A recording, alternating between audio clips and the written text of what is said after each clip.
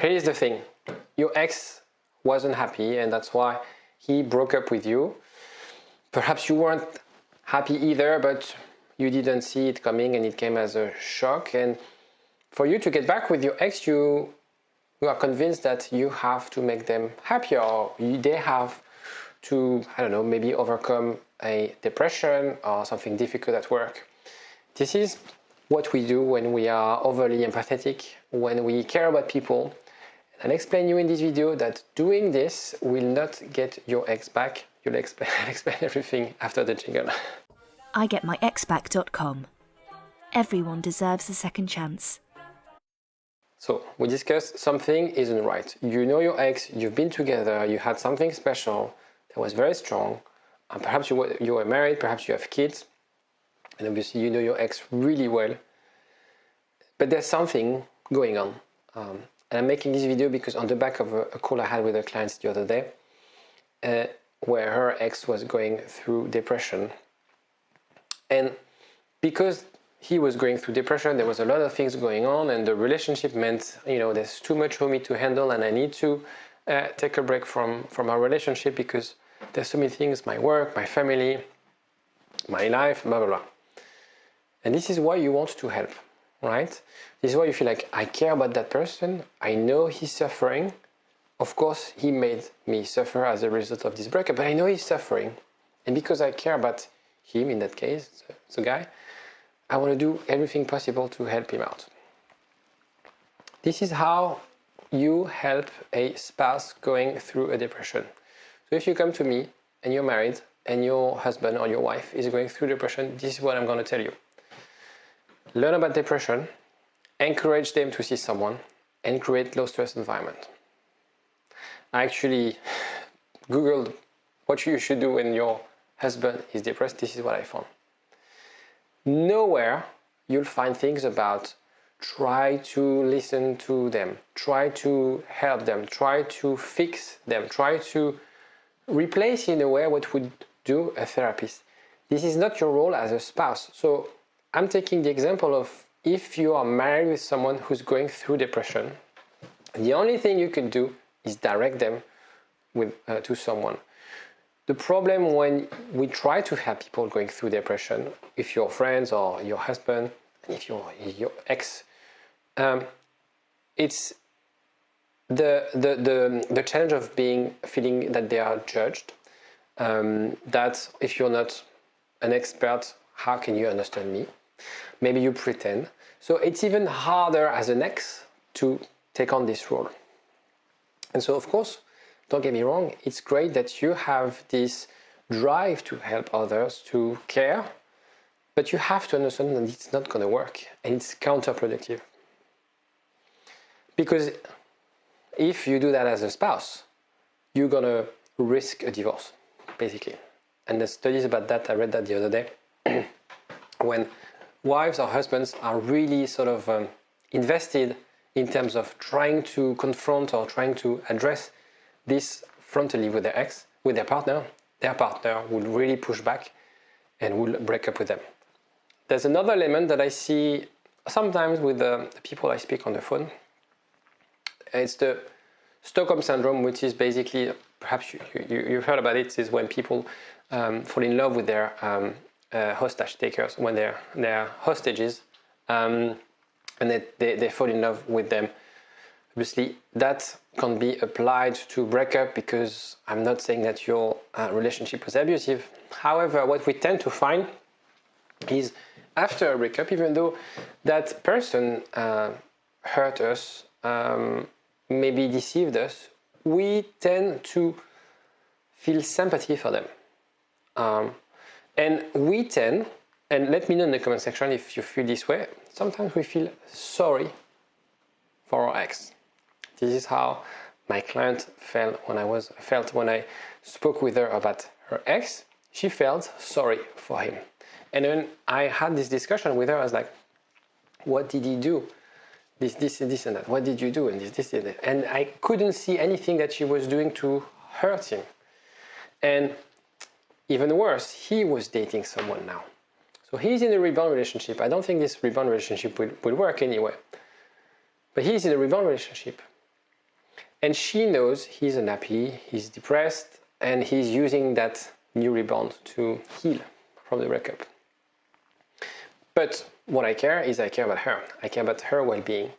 And I knew that thinking about how can I help him while he was having a relationship was extremely toxic for her. And so remember, it takes two to be happy together. It takes two to work on a relationship. Love is a verb. And so you need to work. Love is not something that is still, there's a fantasy because maybe we grew up with Disney movies where the end of the story is when people get married. For me, for you, for everyone in the world, the love story starts when you start getting together. So maybe it's not married, but when you start to commit, right? And it requires a lot of work. And of course, you made mistakes. Probably you won't be watching this video if you haven't done any mistakes, but we all do mistakes, and that's not the point. Your ex did a lot of mistakes as well. Maybe they didn't express things clearly. Maybe they were avoidant and they didn't express that, I don't know, some part of the relationship felt overwhelming. Maybe they didn't have this ability to listen, or they were critical, or they were pushing back on being defensive. And also another thing, it's really about how you manage fights. It's unhealthy not to have any fights, but then when you have fights, it's the outcome of those fights. Is it something where you fight and then you don't talk about it and that's it? And so you sweep the dust underneath the carpets, or where you fight and after the pressure settles down, you discuss about things and you say, okay, this wasn't working and this is the plan for us to fix it, where we agree on something. And it's not about compromising, it's just finding a solution together. But it takes two. And even though your ex took the decision, and even though you feel sorry for them, it takes two, and he or she also bears a lot of responsibility in the breakup, even though they feel you're responsible for the breakup. So what about you? So I mentioned about the client and the rebound. You watch this video because you are suffering right now, okay? And because you are currently neglecting your well-being.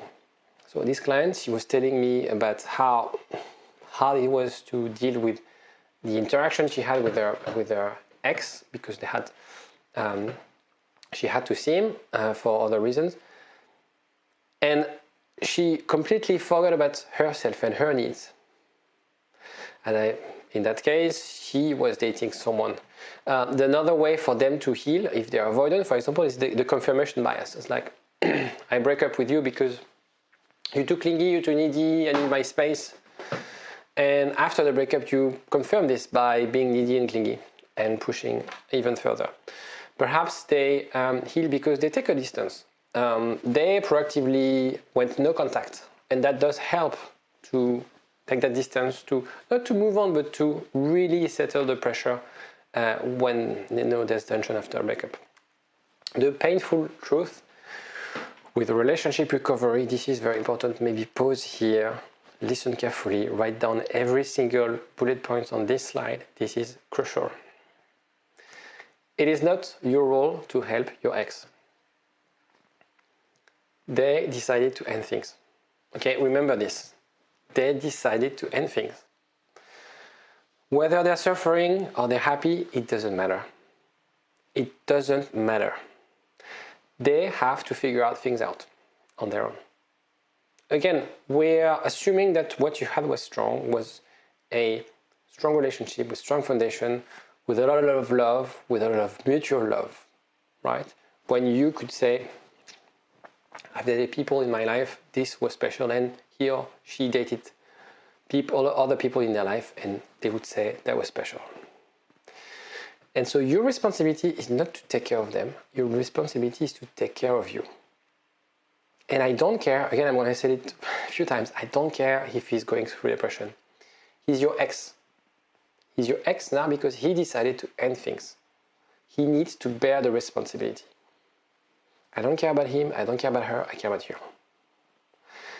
And your responsibility is to find ways to be more secure, to find ways to rebuild that self-confidence, that self-assurance, right? Being also self-aware of your emotion, about perhaps the negative beliefs, the story that you tell yourself. Bring that awareness. So use this time, even though if it's painful, even though it's hard, even though you feel it's hard to see your ex going through that rough patch and not being able to do anything, it doesn't matter. You are the most important person in your life right now. Because, in any case, whether you get back with that person or you move on from this relationship, it is exactly the same process. If your ex broke up with you, it was probably because of a lot of insecurities you both had. So working at being more secure will also prove him that you or her, that you have this ability to be more secure, to find the right balance, not to be clingy, not to be needy, to be more, to listen or express your needs in a more balanced way rather than being too emotional. So there's so many aspects of the relationship recovery that depends on you being more secure. If you don't get back with them, fair enough. You'll be happier because your next partner will benefit from that new you. And you will be happier in that relationship. Okay, so it's very important. Don't think that you can fix your ex or that you should. That's not your role anymore. Your role is to work on yourself, because in any case, if you were to call me and say, I want to get back with my ex, I would tell you to do exactly the same way, the same thing. Okay, let's not focus on your ex, focus on you, because that's what works, okay? Listen to this, apply this, give me a call if you have any question. If you find this helpful, if you find a little bit more motivated watching this video, don't forget to click like and to subscribe, and I'll see you next time. Get up, nah, I ain't a quitter. Toss me the ball, I'm a really big hitter. Big picture, I'm a straight killer.